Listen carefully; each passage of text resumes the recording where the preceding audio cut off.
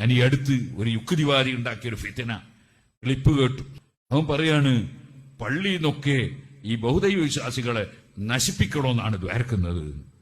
അങ്ങനെ നശിപ്പിക്കണമെന്ന് ദ്വാരക്കല്ലോ. നമ്മൾ അവനെ പോലത്തേതോ വിവരം കെട്ട ഒരു ദ്വാരം തന്നെ നമ്മളാ ഉത്തരവാദി. അങ്ങനെ നമ്മൾ ദ്വാരക്കലില്ല. നമ്മൾ ദ്വാരക്കൽ എല്ലാവർക്കും ഹിദായത്ത്, സന്മാർഗം കൊടുക്കണേ, എല്ലാരെയും നന്നാക്കണേ എന്നാണ് ദ്വാര ചെയ്യാറ്. ഏതെങ്കിലും വിവരമില്ലാത്ത ആരെങ്കിലും അങ്ങനെ ദ്വാരത്തിട്ടുണ്ടെങ്കിൽ അതിനൊട്ട് പണ്ഡിതന്മാർ ഉത്തരവാദിയും അല്ല.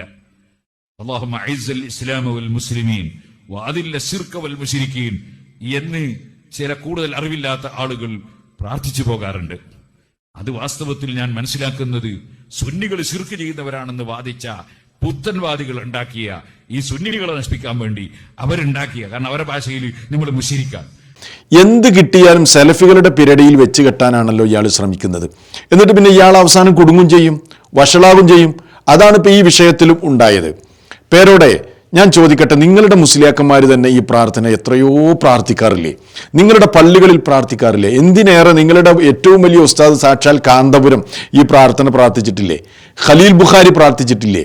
اللهم اعز الاسلام والمسلمين واذل الشرك والمشركين اللهم اعز الاسلام والمسلمين واذل الشرك والمشركين.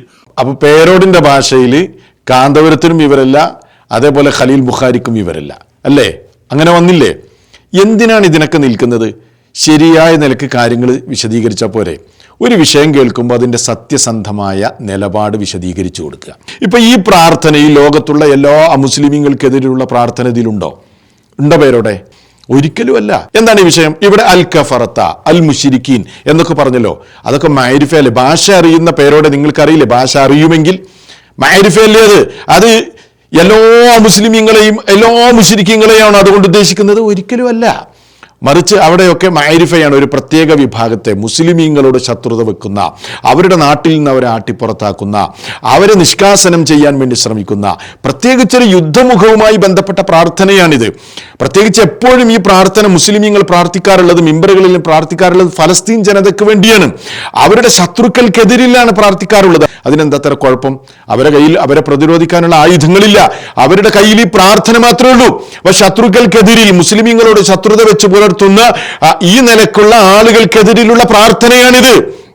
അതല്ലാതെ ഇത് ലോകത്തുള്ള എല്ലാ മുസ്ലിമീങ്ങൾക്കെതിരെയുള്ള പ്രാർത്ഥനയല്ല. മറിച്ച് മുസ്ലിമീങ്ങളോട് സൗഹാർദ്ദത്തിലും സഹവർത്തിത്വത്തിലും സ്നേഹത്തിലൊക്കെ കഴിയുന്ന ആ മുസ്ലിമീങ്ങളുടെ അവരോടുള്ള നിലപാട് എന്താണെന്ന് ഖുർആൻ കൃത്യമായി പറഞ്ഞിട്ടുണ്ട്.